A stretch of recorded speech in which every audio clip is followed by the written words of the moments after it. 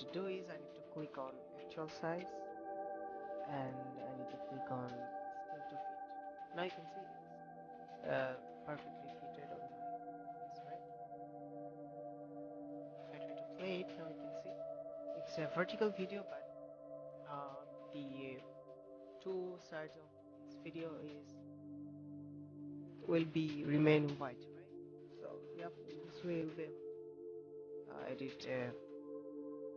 You'll be able to turn a vertical video to horizontal video, and if you want to zoom in, you can also do it by animation.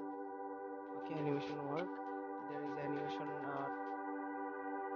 video about this topic, so you guys make sure to check out my playlist so that you guys can find how you can do the animation work, right? So that was all for today. Hope you like this video. If you have any kind of question regarding this video, feel free to ask in the comment section below. I will see you in the next video. Until then, stay tuned. 5 minute solution.